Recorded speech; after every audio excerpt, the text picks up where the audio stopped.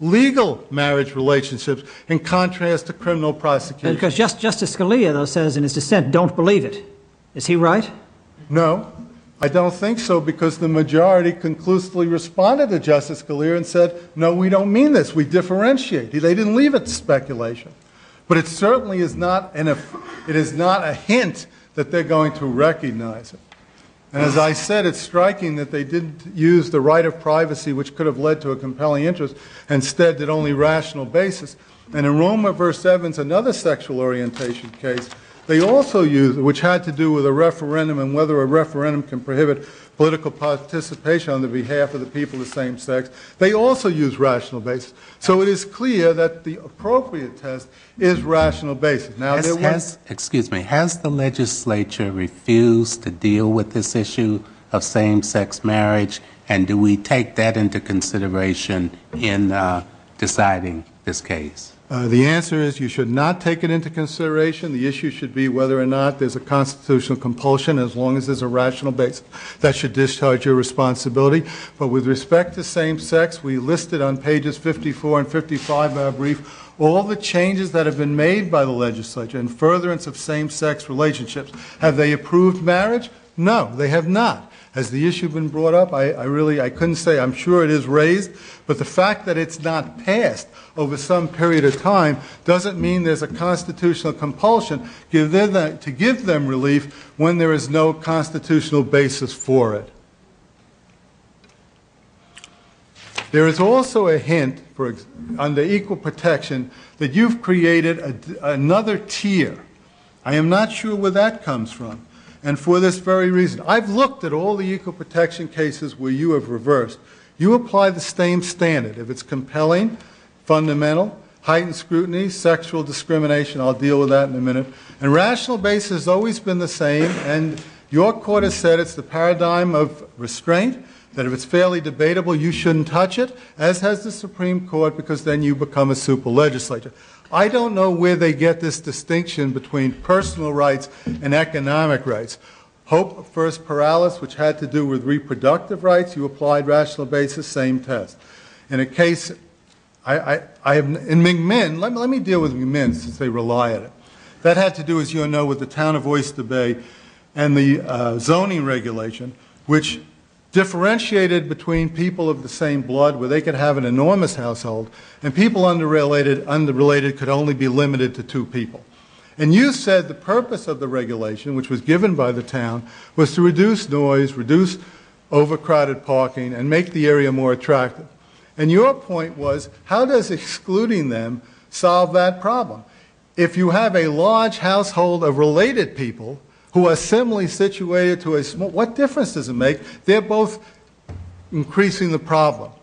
And so you apply the general test. I have never seen you apply a different test. Now, well, all courts apply stricter scrutiny to certain categories, and isn't it to categories of people who are most likely to be the victims of abuse and discrimination? Yes. And aren't homosexuals almost a classic example of people who've been abused and discriminated against for a long, long time and who need special protection? And the answer is no, for this reason. Have they been discriminated against? Yes. Do they need protection? No, because under Kleberg, which is exactly the test you posit, the issue is, do they have political clout? If in that particular case it was but black people aren't without political clout either. We still apply strict scrutiny to racial discrimination. Yes, but that's a historic fundamental basis. The difference here is that we're asking about creating a new right, which is either fundamental or strict scrutiny. And what Kleberg says is you should be reluctant to create new rights where they have political power because they've shown they can use the legislature, and you don't want to act as a super legislature and take away their ability to participate in the political process. And in that particular case involving mental retardation, the court held that they reversed the circuit, which had held strict scrutiny, because that was a class that had been discriminated against. But then they pointed out that that class had been successful in obtaining legislation. Have mentally retarded people really been victims of the same kind of discrimination that homosexuals have? It may be a different type, but it still doesn't deal with the issue, are they politically ineffective? And the truth is, they are politically effective. Indeed, my client has gone on record as saying he would support, before the legislature, a legislative change. It's hard to say they're politically ineffective. They do not meet the test under Cleburne, Your Honor. And that is, and also there's a general reluctance to create new rights, and the reason for that is because you don't want to intrude on the legislature's discretion. In effect, these individuals are not similar. The definition the reason it's fundamental is it's deeply rooted. And I do not believe there is any constitutional compulsion to include them. And before I conclude on sexual discrimination, I'm only going to make a very brief comment. I don't understand it. As I understood sexual discrimination, it means a man is treated differently than a woman. There's some disability because of the sex. It's been held, hasn't it, that male-on-male harassment or female harassment is sex discrimination? I don't know.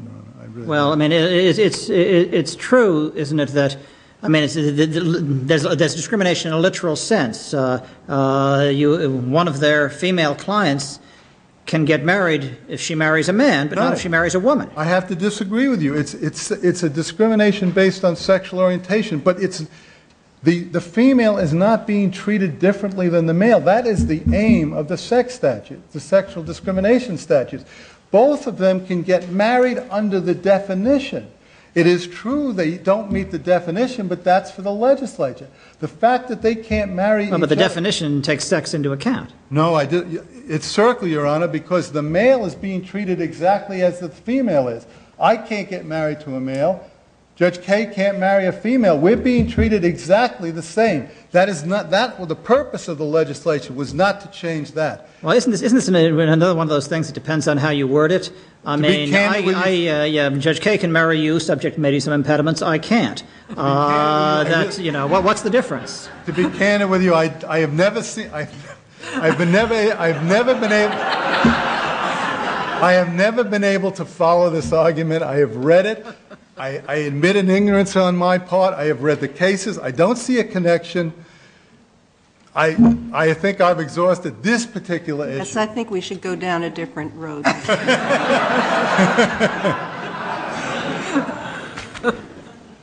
The only other point I do want to make is that Traynor is not just an old case. Even as recently as 1970, there was an individual, and this really highlights why this is appropriate for the legislature. There was an individual who committed a crime against his wife, and he wanted the benefit of family court prosecution because I guess the rehabilitation portion was easier than if it was in criminal court. And essentially what he argued was his status was equal to a marriage as defined in the statute. He said, I have a common law marriage which was recognized outside of New York and should be recognized inside New York. And this court said, it's up to the legislature to define marriage. Go to the legislature. But in the meantime, you don't meet the definition. Therefore, citing the very case I cited about a man and a woman and the legislature defines who can marry, the court refused to give him the benefit of the Family Court Act. This is really a classic redefinition. And it is one where I do not believe they are similarly situated. They want to get the benefit of a historic definition. There's only one place for that, the legislature. I believe that's been reflected in each of the appellate division decisions, and we ask that all those orders be affirmed. Thank you. Thank you, Mr. Kerner. Mr. Schiff.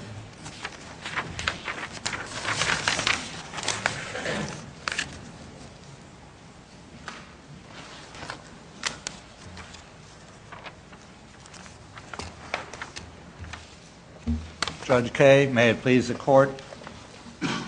Let me talk a little bit about, our bottom line here is that if there are going to be changes, it ought to be done by the legislature. And I think there have been bills, all sorts of bills. I don't think there's been anything very active as far as I can tell, although I haven't done real research on that question. But I would say that experience shows that while matters are in litigation, and this has now been in litigation for quite a while, the legislature is very reluctant to act, and it's not likely to. Now, I think when, after this court decides, hopefully in our favor, there's every reason to think that that may change. They won't have the excuse that the matter is in court. And, one case in point that I remember, a number of years ago, I argued in the defense of the health department smoking regulations, and we lost on the ground that the health department didn't have the authority to do that. And very soon thereafter, the legislature, because they thought it was right, adopted probably rules that were, or a statute that was even more stringent than the regulation. But there wasn't any reason for them to act, and there have been lots of, while things were pending in court, and there are a lot of other examples of that sort.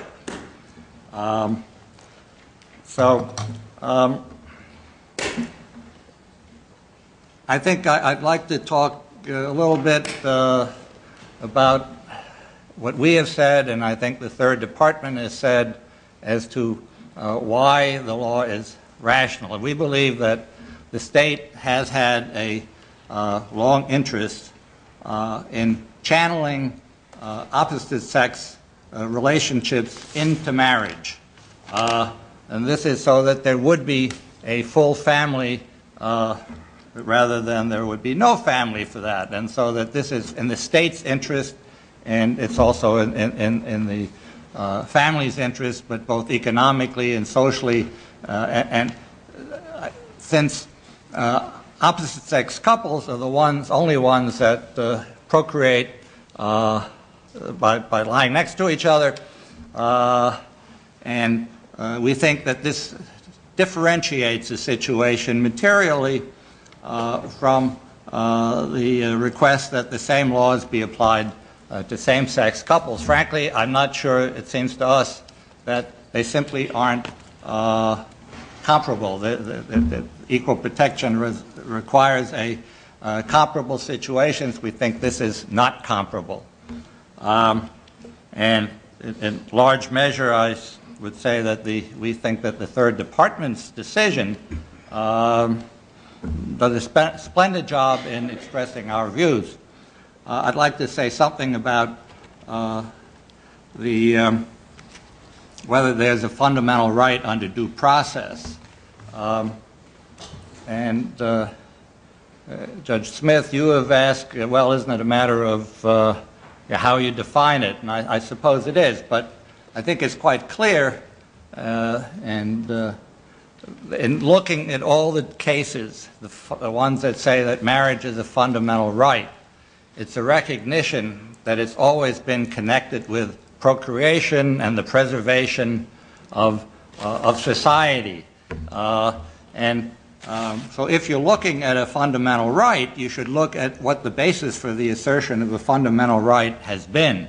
And I only go back to the Skinner against Oklahoma, but then you have the Loving case, and you have a number of others that they cite.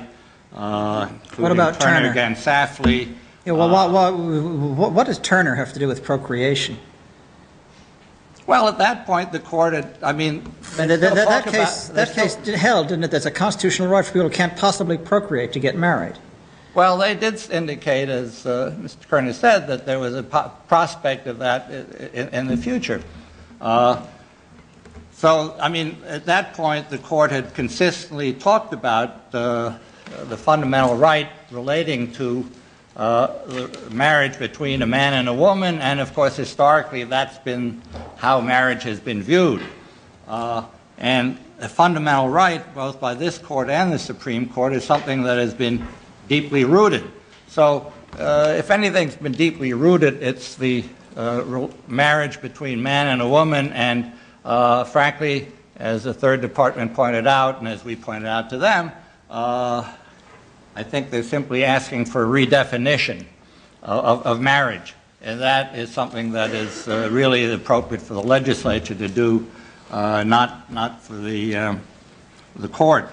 Well, but the legislature obviously could not constitutionally redefine marriage to mean only marriage between people of the same race. Correct? So it's not a marriage unless the two people are of the same race?